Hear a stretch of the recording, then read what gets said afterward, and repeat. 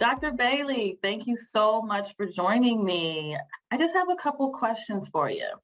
So to start, just wanted to ask you, what have been some challenges you've experienced when first adopting telehealth? Great. Thanks so much. I'm happy to be here. Yeah, the beginning of telehealth was a little bit haphazard. We had to try to figure out some HIPAA compliant websites and how we were going to integrate it both sort of into our schedules, or we were going to use it kind of as a full day of telehealth, how we were going to use our medical assistants if we needed to. At the very beginning of telehealth, it was peak pandemic. So we were kind of scrambling a little to maintain our ability to treat our patients. So we were able to find a platform quite quickly, and just sort of trying to figure out that adaptation was kind of the challenge. I see. So what is the feedback that you've received from patients about how they feel about telehealth? It's been mixed. I mean, I think a lot of patients are happy to have the option to have some more flexibility in their schedules. If you're coming back for a 2-week follow-up with imaging, it's pretty easy to schedule it sort of during your workday if we're doing a telehealth appointment, as well as patients who are a bit further away from some of our offices. They've really liked the ability to still maintain the connection with the providers. But it's there's been some technical difficulties and things along the way. So I would say some patients sort of prefer in-office visits more than telehealth. Okay. So with that said, do you feel like the experience that a patient would have with telehealth being a positive experience, do you think that depends on demographics or certain factors? And if so, like what factors do you think determine whether their visit will be positive or not? Yeah, I mean, I hate to sort of pigeonhole people. I would say in general, some of the older patients have less access to smartphones and internet access and are less facile with technology. So I'd say if I had to kind of pick a population, that would be the more challenging one.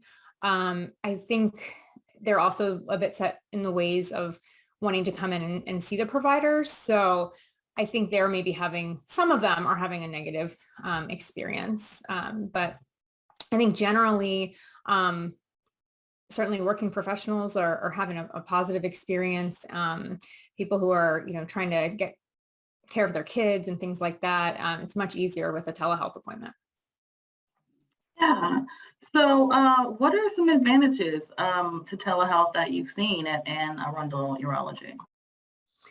Well, I really do think that we've been able to maintain care and access our population even through sort of peak pandemic times, when we were sort of limiting and trying to space in the office. It was great to sort of be able to still touch base with patients, make sure medications were getting refilled, make sure that imaging was getting reviewed and documented. So that has been definitely positive. Also, we do have several offices, but there are patients that travel really far to come and see us. So it has been also positive to have those patients have access to care, either, because of distance or because of the pandemic or other issues.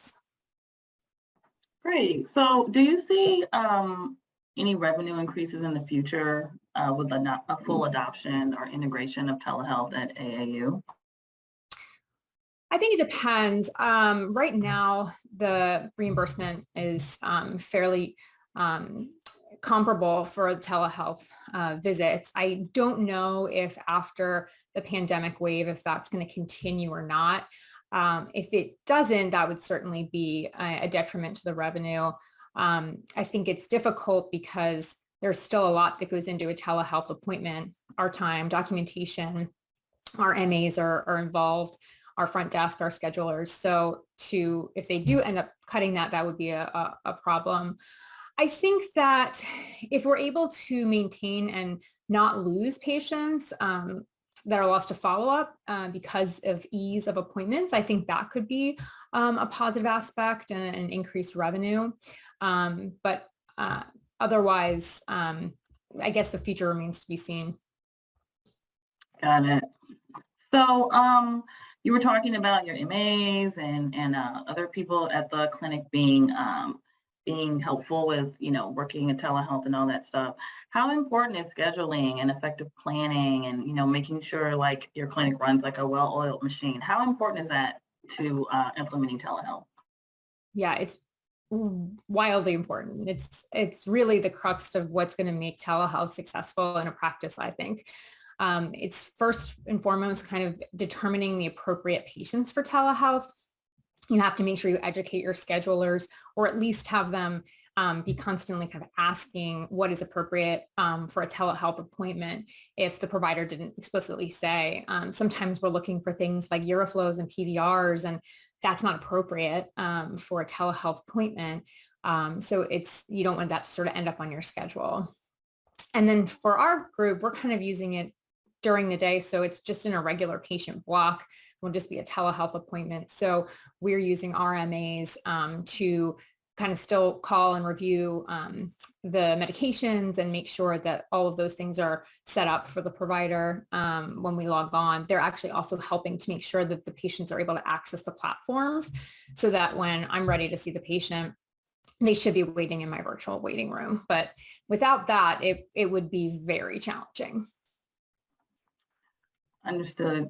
So, is there an app or special technology? I know you were talking about that a little bit that you guys use to help facilitate the telehealth visit more efficiently. Yeah, we use Doxy.me, and that has been the platform that we've used from the beginning. We have links on each provider on our website, so that's made it a little bit helpful for the patients to access the telehealth pretty easily, and they also will receive that provider's link as well, and it can be texted to them or emailed. I sometimes still have challenges with patients with that. So as a backup, I personally use Doximity app on my phone because you're able to text a patient a link to your HIPAA compliant video chat. So I use both. Great. So do you have any innovations that would be like on your wish list, maybe for AAU or just like for the specialty as a whole in terms of telehealth and better facilitating it? Yeah, I mean, I think as it progresses, I think the platforms will get better and better in terms of ease of use for the patients as well as the providers. I think that if this is going to continue and be a meaningful kind of implementation in healthcare, it would be helpful to have things like remote monitors and things where you could be able to track people's vitals and certain other things that we would normally be assessing in the office that we won't be in telehealth. Got it. So are there any issues that make telehealth like an impossible option in some cases? Are there certain illnesses or certain types of exams that you've just found, you know what, this is just not a good fit? Yeah, that's a challenge. I mean, I think in urology specifically, we do a lot of genital exams, I do DREs, I do pelvic exams. So certainly those are not things that you're going to be doing on telehealth, really physical exam at all. So it is kind of, determining those appropriate patients. In urology as well, you're having voiding trials and you want to get sometimes uroflows and things that really help you glean information. I mean, a simple urinalysis and a PVR can be really helpful when determining certain symptoms for urology patients. So it doesn't necessarily make it impossible in all of those cases, but it would certainly be better if they were in person for some of these things. Yeah. So do you feel like, in some of these cases that telehealth could compromise the quality of care, like in a bad way or, and why or why not? Yeah, I think it's difficult. I think that it's important to use telehealth as an adjunct for office visits, but not necessarily as a replacement for all office visits, or at least that's how we are using it. I think that helps in missing certain aspects and providing comprehensive care. You can glean so much from a patient by just watching them walk into the exam room or out of the exam room, determining kind of what their status is, that you don't get that in telehealth on a flat two-dimensional screen where they're not moving or anything like that. So, I mean, just general physical exam, you're not really going to be able to get over the internet. But again, it's a bit more of using it as a tool versus using it as a full replacement. Good. So how do you think that telehealth could or should expand to better serve the aging population, which, as you've even said, has a little bit more difficulty than others with utilizing telehealth? Yeah, I think it's so important, especially with urology, that we're able to access care for the elderly population. We have a lot of elderly patients that need our services. So platforms that are easier to use, even, they have trouble getting their webcams and things like that.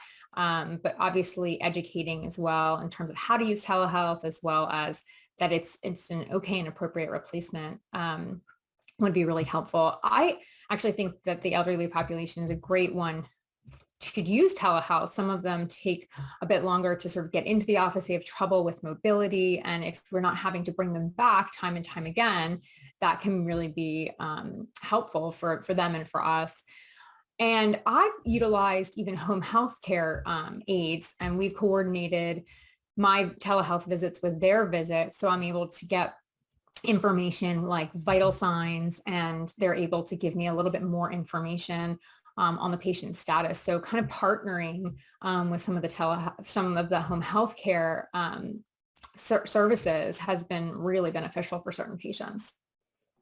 Awesome idea. So my last question for you is, what, in your opinion, will be the biggest advantage to telehealth in the future? And this is with COVID and without COVID. I think overall access to care. I mean, you're able to have patients see providers without traveling great distances, maybe certain specialists that the patients wouldn't necessarily have availability for in rural areas or access to. So I think in general, for medicine as a whole, as well as urology, telehealth is really improving, or could improve, the access to care of these specialties. Thank you so much, Dr. Bailey, for giving me your time today. Really, really exciting information about telehealth. Thank you. I'm happy to be here.